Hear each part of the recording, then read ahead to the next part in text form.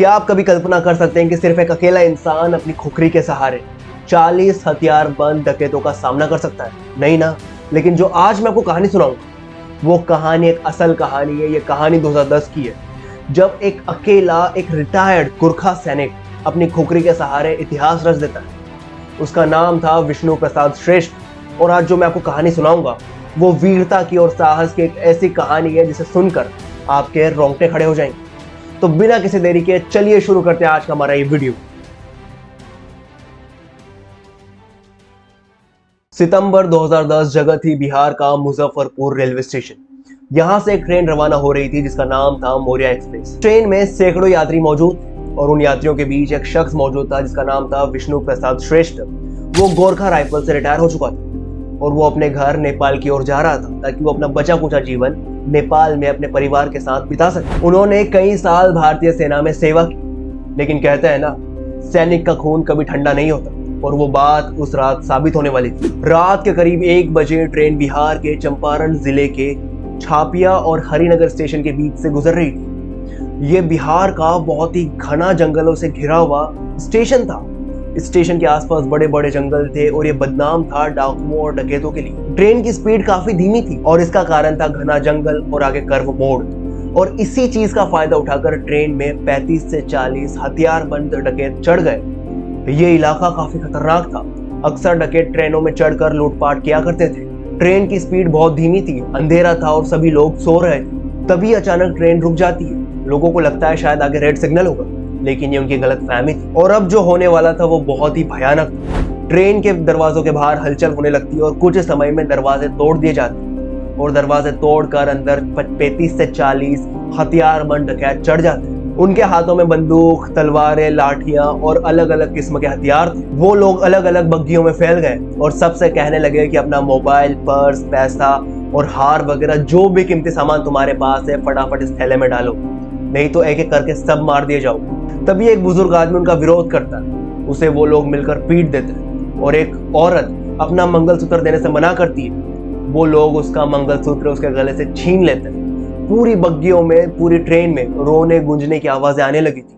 लोग सहम गए थे, डर गए थे। कोई कुछ नहीं कर पा रहा था। सब रो रहे थे, चिल्ला रहे थे और विष्णु प्रसाद भी अपनी सीट पर बैठे चुपचाप सब कुछ देख रहे थे। वो ये सब कुछ होता हुआ देख रहे थे। तभी एक डाकू उनके पास आता है और उन्हें कहता है कि चुपचाप अपना पर्स, मोबाइल, सारा कीमती सामान इस चीज में डाल दो। 1 सेकंड के लिए विष्णु प्रसाद उनकी आंखों में देखते हैं और फिर चुपचाप अपना मोबाइल, सामान और जो भी उनके पास कीमती सामान था उस थैले में डाल देते हैं।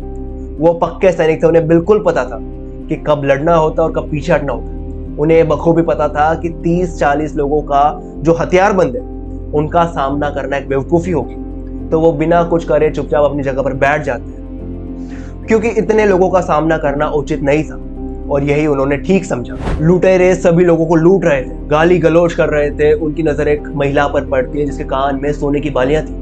जब वो महिला को बोलते हैं कि सोने की बालियां हमें दो, वो देने से मना करती है, हिचकिचाती है। तभी उनमें से एक लुटेरा उसके कान काट देता है और उसके कान से बालियां छीन लेता है। उसके कान से खून निकलने लगता है और जोर जोर से रोने लगती है। अब भी विष्णु प्रसाद वहां बैठे बैठे चुपचाप ये सब होता हुआ देख रहे थे। तभी उनके जो सामने वाली सीट थी वहां पर एक बुजुर्ग दंपत्ति बैठी थी और उनके साथ उनकी एक जवान बेटी भी थी। लुटेरों की नजर उस लड़की पर पड़ती है। लड़की के गले में एक हार था जिसे एक लुटेरा छीनने की कोशिश कर रहा था। एक डकैत ने उसके गले का हार छीनना शुरू किया। लड़की चिल्ला रही थी, कह रही थी छोड़ो मुझे। उसके माता पिता गिड़गिड़ा रहे थे, लेकिन इस बात का उन डकैतों पर कोई असर नहीं हो रहा था। वो लड़की को खींचकर वहां से ले जाने लगे। लड़की जोर जोर से रो रही थी और सिर्फ इतना ही काफी था विष्णु प्रसाद को गुस्सा दिलाने के लिए। उन्होंने धीरे से अपने बैग से खुखरी निकाली। खुखरी गोरखाओं की पारंपरिक तलवार होती है जो बहुत ही धारदार होती है और घातक होती है। विष्णु प्रसाद अपनी जगह से उठ खड़े हुए और उस लड़की को बचाने के लिए आगे गए। तभी एक डकैत उनमें से उठकर उन पर हमला करता है। उनकी विष्णु प्रसाद की जो खुरकी थी वो इतनी धारदार थी कि एक ही वार में उसका हाथ कटकर अलग हो गया और वो डकैत जमीन पर गिर गया और चीखने लगा। सभी डकैतों ने एक एक करके विष्णु प्रसाद पर हमला करना शुरू किया और विष्णु प्रसाद ने एक एक करके सबको काटना शुरू किया। पहला आया उसे काटा, दूसरा आया उसको काट कर नीचे गिराया। ऐसे तीसरा, चौथा, पांचवा देखते ही देखते उन्होंने 3 लोगों को मार दिया और 8 लोगों को घायल कर दिया। बहुत लोगों ने गोलियां चलाने की कोशिश करी, लेकिन जो विष्णु प्रसाद थे वो अपनी खुखरी लेकर आगे बढ़ते जा रहे थे और काटते जा रहे थे। और ये दृश्य देखकर वहां सभी लोग हक्के बक्के रह गए, दंग रह गए। कि ये कौन है। और जो डकैत थे वो अब वहां से ट्रेन छोड़कर भागने लगे। कोई खिड़कियों से कूदने की कोशिश कर रहा था, कोई दरवाजों से कूदने की कोशिश कर रहा था। और देखते ही देखते 5 से 7 मिनट के अंदर अंदर पूरा दृश्य बदल चुका था। एक अकेले गोरखा ने अपने खुरकरी के दम पर पूरे के पूरे डकैतों को मात दे दी। 40 डकैत एक अकेले गोरखा सैनिक से हार गए। सभी डरे सहमे यात्रियों की जान बच गई।